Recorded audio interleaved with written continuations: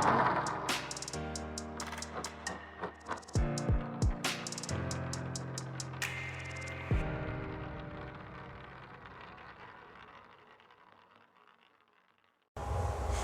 बच्चों, कैसे आप सभी का फिजिक्स मंत्रा में स्वागत है। माय नेम है जे चौहान, फिजिक्स फैकल्टी।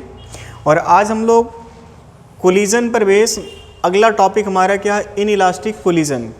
इससे पहले हमने इलास्टिक कोलिजन अच्छे डिस्कस किया, उस पर हमने न्यूमेरिकल भी किए हैं। तो आप इलास्टिक कोलिजन समझने के लिए थोड़ा सा हमारा जो प्रीवियस वीडियो उसको आप जाकर के एक बार देख लीजिएगा, है ना।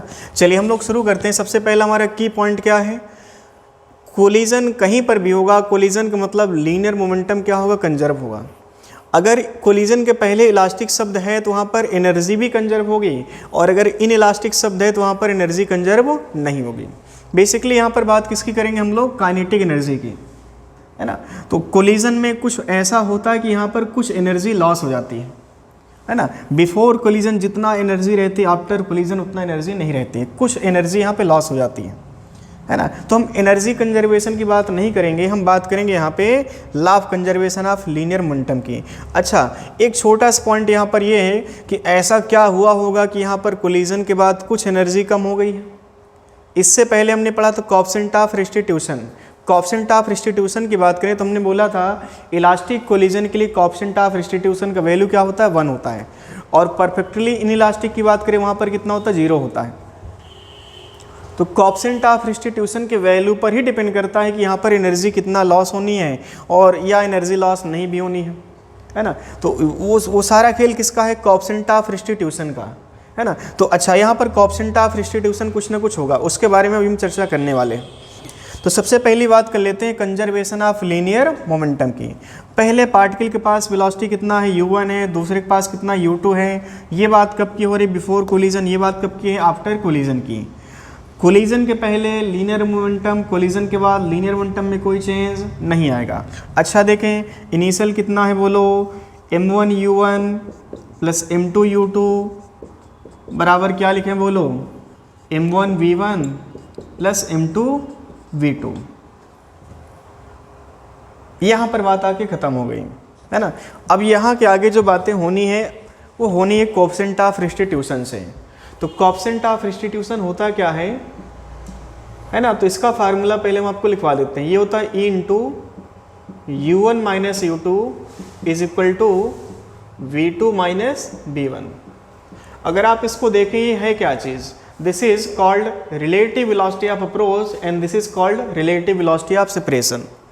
ये हमने पहले पढ़ रखा है। u1 माइनस u2 क्या बताता हमको, relative velocity of approach, and v2 minus v1 क्या बताएगा हमको, रिलेटिव वेलोसिटी ऑफ सेपरेशन, है ना। तो एक तरह से कोएफिशिएंट ऑफ रेस्टिट्यूशन को डिफाइन किया जा सकता है, it is equal to relative velocity of separation by relative velocity of approach.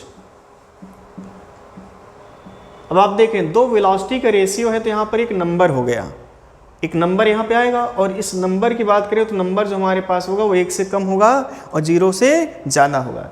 ये हमको पहले से पता है ना। तो हमारा जो एक फार्मूला होता है इन इलास्टिक कोलिजन के लिए, ये फार्मूला निकल के आता है, ये पहले से हमें याद होना चाहिए।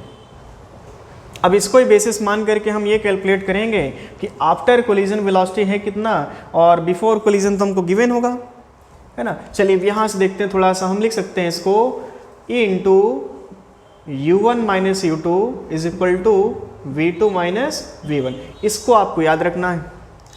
इन इलास्टिक कोलिजन की जितनी भी प्रॉब्लम है, अगर आप उनको बहुत अच्छे तरीके से करना चाहते हैं, हम एक फार्मूला यहाँ पर ड्राइव कर देंगे, नो डाउट, बट वो फार्मूला आप यूज नहीं करोगे ज़्यादा, आप इसको फार्मूले की तरह यूज करेंगे, है ना। तो अगर हम v2 लिखना चाहें तो v2 बराबर क्या लिखेंगे बोलो, e times u1 minus u2 plus क्या लिखेंगे बोलो, v1।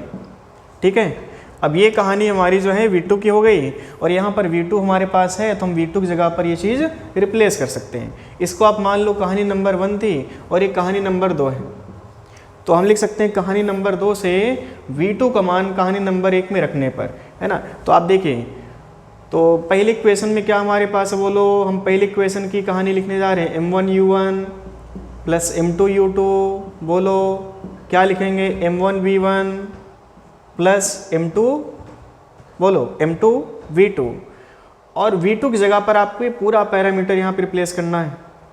कितना लिखेंगे बोलो, A into U1 minus U2 plus V1।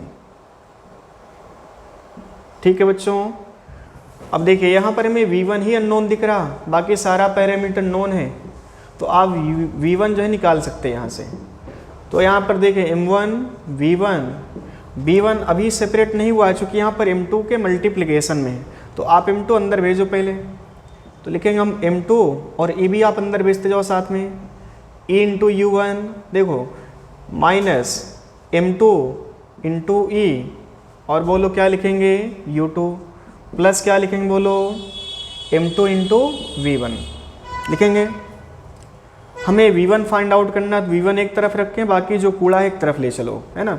तो V1 यहाँ पर दिख रहा बोलो और V1 यहाँ पर दिख रहा, बाकी सारा पैरामीटर इधर हम शिफ्ट कर लेते हैं।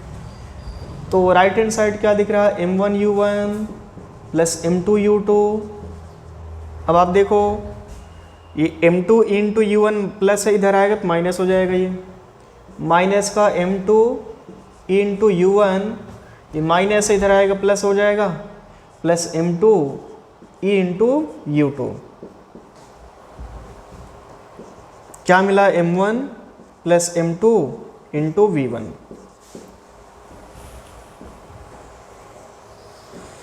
तो अब आप देखें यहाँ पर हमें एक फार्मूला बनाना है, तो हम एक काम करते हैं, U1 यहाँ पर दिख रहा, U1 यहाँ पर दिख रहा, तो आप देखो ये लिख सकते थे यहाँ पे M1 minus E times of M2 into U1 लिख सकते हैं क्या। और ये चीज़ आप डिवाइड करो पूरे से बाई क्या लिख लें यहाँ पर बोलो M1 plus M2 plus M2 U2 है और यहाँ पर M2 U2 इंटू E है, तो जब आप इनको ऐड करेंगे तो यहाँ पर 1 बचेगा और यहाँ पर E बचेगा। तो क्या लिखें बोलो M2 U2, अंदर क्या बचेगा 1 प्लस E, और बाई में क्या रहेगा M1 प्लस M2। ये बन गया हमारा V1। अब इतना बड़ा फार्मूला आप याद कर सकते हैं, याद करना चाहें तो इलास्टिक कोलिजन होगा तो यहाँ पर इक्वल टू क्या रखोगे 1, तो फार्मूला क्या निकल के आएगा M1 minus M2 by this, है ना। तो हमें इलास्टिक कोलिजन का फार्मूला पहले से पता है, तो ये हमारा V1 हो गया। अब देखो V2 के लिए हमने किया क्या था, V2 के लिए याद करो हमने क्या किया था, हमने ये लिखा था कि जहाँ पर 1 है वहाँ पर 2 लिख लो। V1 ढूंढ लिया है, V2 ढूंढने के लिए आपको यहाँ पर कुछ ज़्यादा मेहनत नहीं करनी है, आपको करना क्या है बस यहाँ पर जो 1 है उसको आप 2 में रिप्लेस करते चले आओ। तो क्या लिखेंगे बोलो M2 minus E times of M1 into U2 by क्या लिखें बोलो M1 plus M2 plus M1 U1 1 plus E, और बाई में क्या रहेगा बोलो M1 प्लस M2। ये फार्मूला हमारा निकल के आएगा। तो एक बार आप इसको अच्छे से देख लो। चलिए बच्चों, अभी हमने सीखा इन इलास्टिक कोलिजन में जो वेलोसिटी है आफ्टर कोलिजन उनका रिलेशन हमने सीखा भी। तो उसी से हमने एक छोटा सा एग्जांपल लिया, इसको आप स्पेशल केस भी कह सकते हैं। तो यहाँ पर हमने क्या किया कि दो बॉडी जो ली हैं उनका मास आइडेंटिकल है, मास यहाँ पर क्या दोनों का इक्वल है, और इसमें यह भी शर्त है कि जो पार्टिकल पहला है वो चल रहा है, दूसरा पार्टिकल यहाँ पर रुका है। आफ्टर कोलिजन दोनों चलेंगे, लेकिन दोनों की वेलोसिटी कितना होगी वो इस बात पर डिपेंड करेगा कि कोएफिशिएंट ऑफ रिस्टिट्यूशन का वैल्यू कितना है। आप यहाँ पर देखें आफ्टर कोलिजन जो वेलोसिटी है इन इलास्टिक कोलिजन में क्या है वो कोएफिशिएंट ऑफ रिस्टिट्यूशन पर डिपेंड कर रही चीज़ें। तो कोएफिशिएंट ऑफ रिस्टिट्यूशन यहाँ पर E है, अब इस E पर भी B1 B2 डिपेंड कर रहे हैं, है ना। तो मान लेते हैं कोएफिशिएंट ऑफ रिस्टिट्यूशन E है, तो V1 का फार्मूला आप वहाँ से देखें, V1 इक्वल टू क्या दिख रहा है हमको वहाँ सर बोले U2 कितना दिख रहा है 0, और मास आइडेंटिकल है तो आप लिखेंगे M minus E times of M into U1 की जगह पे U रखेंगे, और बाई में क्या लिखें बोलो 2M प्लस यहाँ पर क्या बनेगा 0। M यहाँ पर कॉमन होकर कैंसिल आउट हो जाएगा, तो बोले V1 क्या मिला यहाँ से हमको 1 minus E into U by 2, ये हमारा V1 हो गया। ऐसे आप V2 निकाल सकते हैं। चलिए साइड में V2 निकाल देते हैं। V2 कितना होगा, यहाँ पर आप देखें U2 है कितना 0, तो इस बार ये पैरामीटर 0 हो जाएगा। U1 बराबर क्या लिखा आपने, U लिखा, तो यहाँ पर जो V2 निकल के आएगा 1 + E × U/2। अब क्वेश्चन यहाँ पर ये पूछ सकता है कि जब कोलिजन हुआ होगा तो एनर्जी में कुछ डिफरेंस यहाँ पे आया होगा। चूँकि कोलिजन है कैसा, इनइलास्टिक है ना, तो यहाँ पर कुछ काइनेटिक एनर्जी लॉस होगी। तो क्वेश्चन आपसे ये पूछ सकता है कि लॉस इन काइनेटिक एनर्जी कितना है, लॉस इन काइनेटिक एनर्जी कितना है। तो क्या वो चीज़ हम कैलकुलेट कर सकते हैं, बिल्कुल कर सकते हैं। हमें ये पता कि इनिशियल काइनेटिक एनर्जी है कितना, बोलो, ये है कितना, ½ m × U²। फाइनल कितना बोले, ½ m × V1² + ½ m × V2²।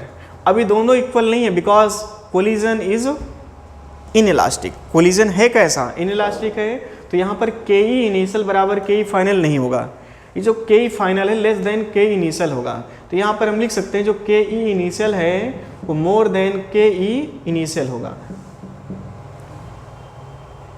Final जो है वो क्या होगा, इनिशियल से कम होगी। तो हम यहाँ पर किसकी बात करेंगे, लॉस हो रहा है, गेन हो रहा है, यहाँ पे लॉस हो रहा है, तो हम बात करेंगे लॉस इन काइनेटिक एनर्जी।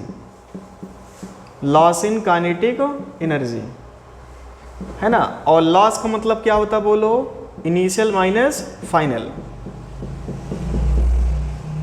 ये लिखेंगे तो बताइए लॉस कितना निकल के आएगा।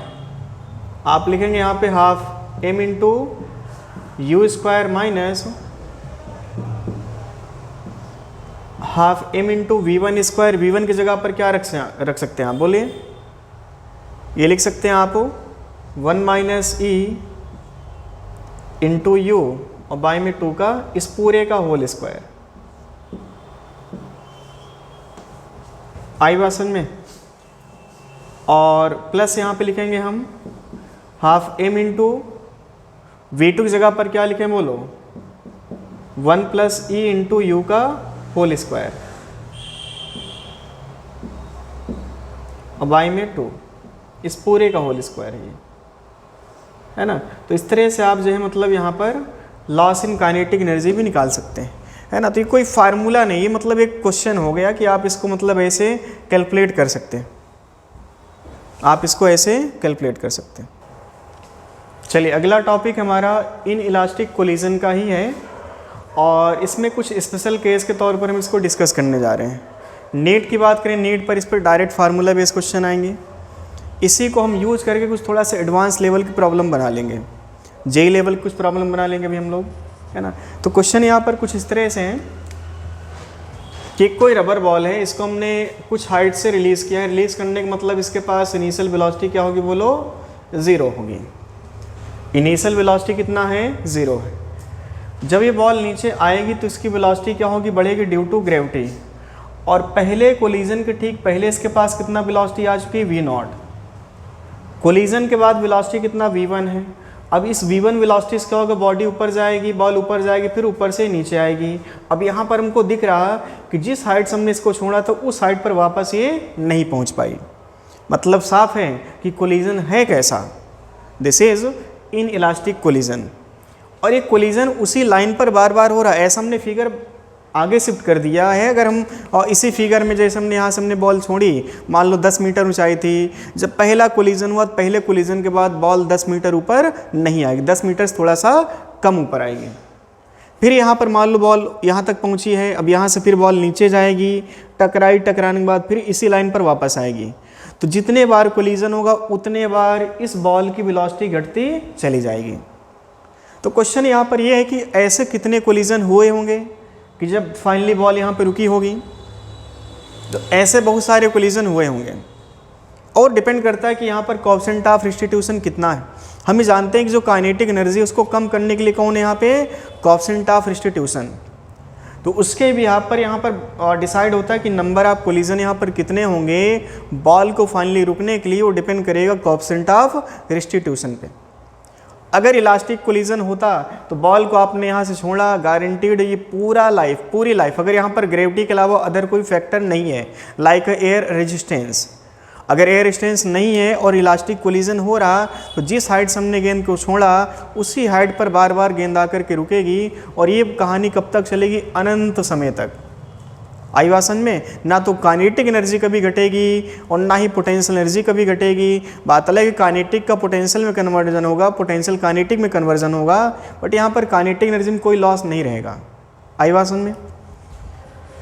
तो अच्छा चलिए यहाँ पर देखते हैं, बात हम कर रहे हैं इन इलास्टिक कोलिजन की। अब एक ही बॉडी है, ये बॉडी क्या है, बार बार इस सरफेस से टकरा रही है। हमने अभी कोलिजन के लिए क्या देखा कि हमारे पास कम से कम 2 बॉडी थी, यहाँ पर भी 2 बॉडी है। बात अलग है, इसको हम कह सकते हैं ग्राउंड, और ये ग्राउंड क्या है, अगर गेंद को हम रिलीज करें, गेंद टकराएगी, टकराने के बाद क्या होगा, गेंद जब टकराएगी ग्राउंड पे तो ग्राउंड क्या मूव करेगा, ग्राउंड की इनिशियल वेलोसिटी भी कितना थी, 0। अगर हम इसको मान लेते हैं U2 है, ये दूसरी बॉडी है, इसको मान लेते हैं 0 है, V2 भी कितना रहेगा, इसका 0 रहेगा। क्योंकि मास की बात करें तो मास बहुत ज़्यादा है गेंद से, है ना। तो ग्राउंड क्या है, पहले से रुका था और आज भी रुका रहेगा। कोलिजन कितने भी हों, हर एक कोलिजन के बाद ग्राउंड क्या रहेगा, रुका रहेगा, बस गेंद की रफ्तार में चेंज होता चला जाएगा, है ना।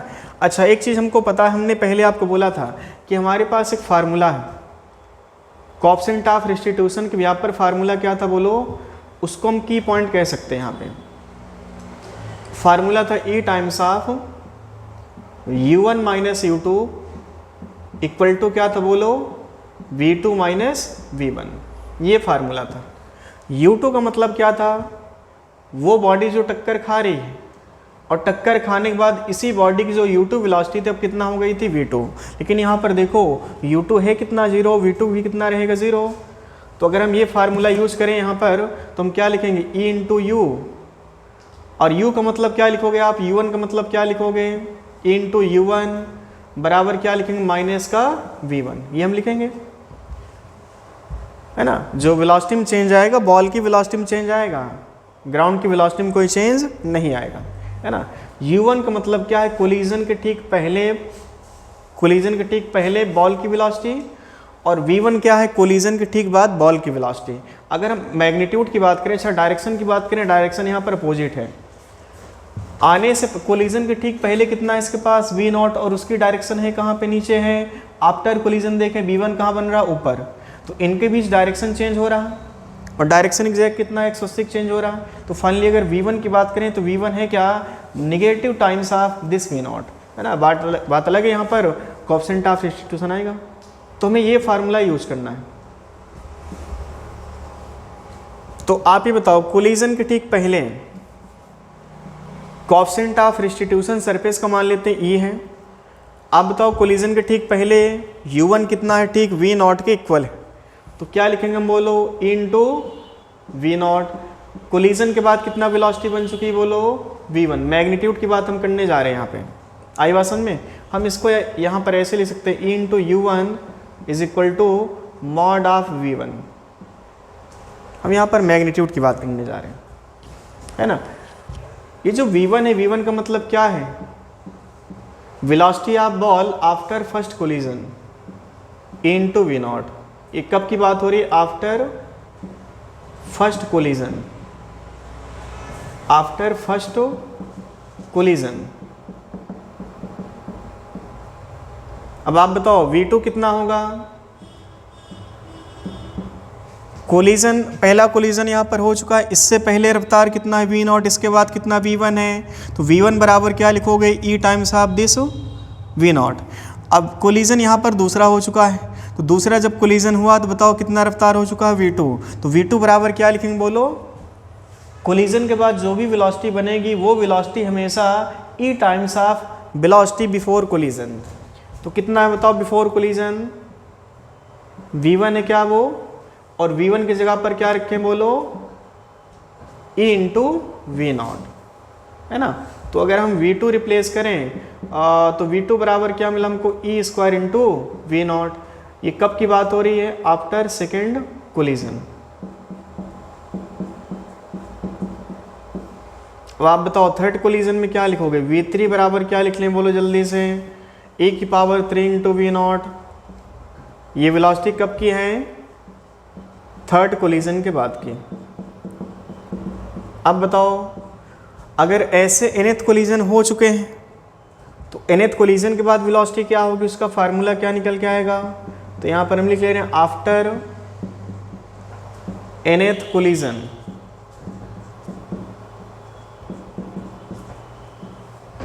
जो वेलोसिटी होगी आप उसको कह लो vn। तो nth कोलिजन के बाद जो वेलोसिटी बनेगी कितना बनेगी बोलो, e की power n into v naught बनेगी। अब आप देखो यहाँ पर जितने कोलिजन उतना ही तो पावर है, यहाँ पे 3 कोलिजन है, यहाँ पर 3 है, 2 कोलिजन है, यहाँ पर 2 है, 1 कोलिजन था तो यहाँ पर 1 है। तो जितने नंबर ऑफ कोलिजन होंगे e की पावर उतना बढ़ता चला जाएगा। तो ये हो गई हमारी जो है वेलोसिटी। अगर हम हाइट की बात करें तो हाइट कैसे निकालेंगे, क्योंकि हाइट भी यहाँ पे लगातार डिक्रीज हो रही है। अब इसी फिगर में आप देखेंगे फिर से, मान लो h0 है, फर्स्ट कोलिजन के बाद हाइट मान लेते हैं h1 है, सेकंड कोलिजन के बाद हाइट मान लो h2 है, थर्ड कोलिजन के बाद हाइट मान लो h3 है, फोर्थ कोलिजन के बाद हाइट मान लो h4 है। अब बताओ h1 और h0 का रिलेशन क्या होगा। हमको ये पता है कि v0 जो वेलोसिटी मिली है due to loss in potential energy and gain in kinetic energy. या इक्वेशन आप मोशन के पास जाएं, थर्ड इक्वेशन क्या कहता है, फाइनल का स्क्वायर बराबर इनिशियल का स्क्वायर प्लस 2gh। तो अगर हम इक्वेशन आप मोशन के पास चले तो जस्ट बिफोर कोलिजन कितना है बताओ फाइनल वेलोसिटी, क्या v0 है, इनिशियल 0 है, प्लस कितना लिखें बोलो बोलो 2gh0। तो क्या v0 बराबर लिख सकते थे आप यहाँ पे √2g इंटू h0। ठीक है। अगर हम v1 को देखें तो v1 बराबर क्या लिखेंगे, अच्छा जब h1 कैलकुलेट करने जाओगे तो इस v1 की मदद से ही तो h1 हाइट गेन किया इसने। यहाँ पर अंतिम वेलोसिटी कितना होगी बोलो 0, फाइनल वेलोसिटी यहाँ पर भी कितना होगी बोलो 0, यहाँ पर भी कितना होगी बोलो 0। तो टॉप पॉइंट जो यहाँ पर बनेगा उन सभी टॉप पॉइंट की वेलोसिटी कितना हो जाएगी 0। तो जो v1 वेलोसिटी इसको हम कहेंगे इनिशियल, इसको कहेंगे फाइनल। तो आप बताओ यहाँ पर वेलोसिटी घट रही है तो घटते घटते कितना हो गया 0। तो आप क्या लिखेंगे, फाइनल बराबर इनिशियल का square minus 2g into h1। तो आप क्या लिख सकते हैं यहाँ पर v1 square is equal to 2gh1। ठीक है। अब बताओ v1 की जगह पर क्या रखोगे, वहाँ से देखो v1 की जगह पर क्या रखें बोलो e इंटू वी नॉट और इस पूरे का होल स्क्वायर। ठीक है। अच्छा v0 की जगह पर क्या हम ये पैरामीटर फिट कर सकते हैं, है ना। तो e square into v0 square, v0 की जगह पर आप लिख सकते हैं यहाँ पे 2g इंटू h0 बराबर 2gh1। 2g इंटू 2g को मार दिया, बोलो h1 बराबर क्या मिला हमको, e स्क्वायर इंटू h0 मिला क्या। ये हाइट कब की है, आफ्टर फर्स्ट कोलिजन। आप सॉल्व कीजिएगा आफ्टर सेकेंड कोलिजन, जो आपको h2 मिलेगा ऐसे आप सॉल्व कीजिएगा। h2 बराबर क्या लिखोगे आप, है ना, ऐसे आप सॉल्व कर लीजिएगा। तो h2 बराबर क्या मिला, e की पावर 4 इंटू h0। ये कब की बात हो रही है, ये फर्स्ट कोलिजन की बात हो रही थी, है ना, और यहाँ पर किसकी बात हो रही है, सेकेंड कोलिजन के बाद।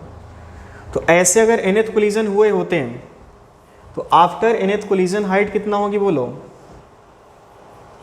आफ्टर nth कोलिजन जो h बनेगा वो h का फार्मूला क्या बनेगा बताओ,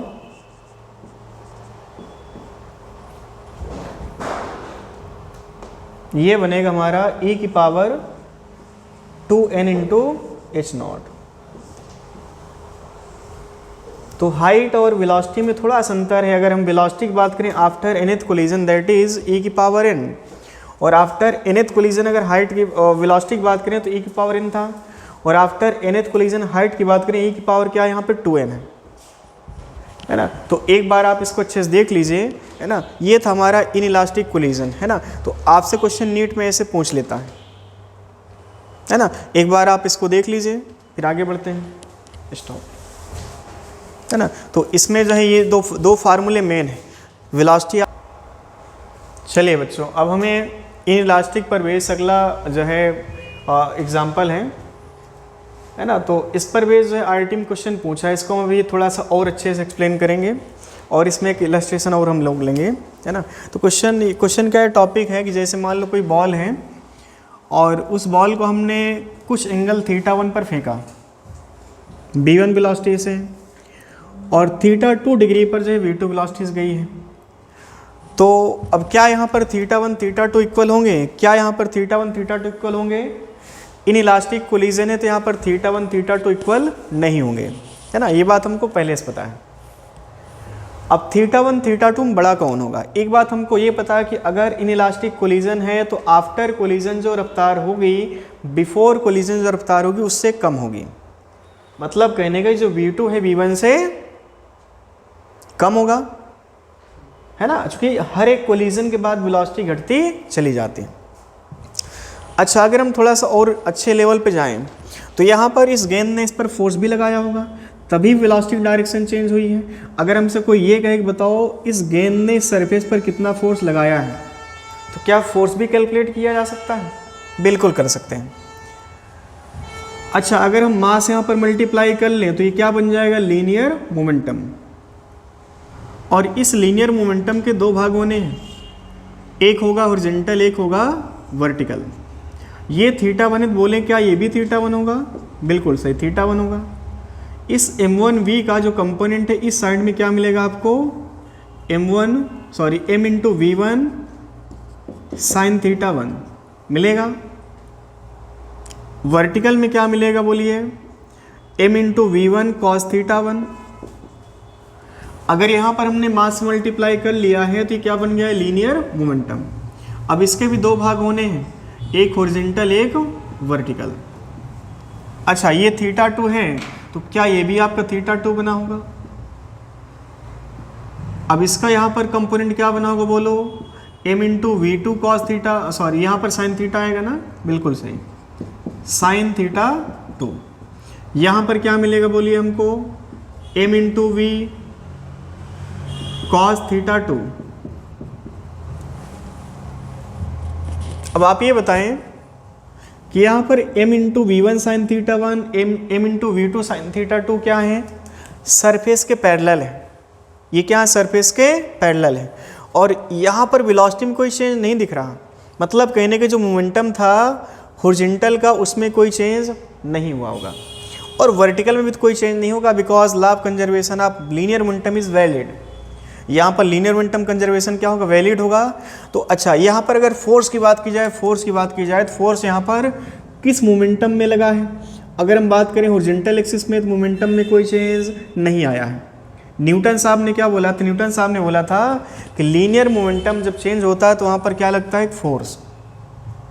rate of change of linear momentum is equal to external force. तो अच्छा, यहाँ पर फोर्स नहीं लगा है तो आप इनको चेंज नहीं करोगे। आप क्या लिखोगे? m into v one sine θ1 equal to क्या लिखें बोलो? m into v two sine θ2। Mass से मास खत्म हो गए तो क्या मिला यहाँ से? v1 साइन θ1 बराबर v2 साइन θ2। ये कहानी नंबर 1 हो गई। अब चूंकि हम ये पहले जानते हैं कि सरफेस कैसा है? इनइलास्टिक है, तो यहाँ पर कोलिजन अगर इनइलास्टिक है तो बिफोर जो वेलोसिटी है, आफ्टर जो वेलोसिटी, उनमें कोएफिशिएंट ऑफ रिस्टिट्यूशन का मल्टीप्लिकेशन होता है ना। तो हमने अभी सीखा था कि ग्राउंड कैसा? स्टेशनरी है। अगर ग्राउंड स्टेशनरी है तो कोलिजन के पहले जो वेलोसिटी है उसको आप कैसे लिखेंगे? लिखेंगे आप यहाँ पर v1 कॉस θ1 इंटू ई बराबर कितना होगा यहाँ पर? v2 cos θ2। ये बन जाएगा। ये हो गई कहानी नंबर 2।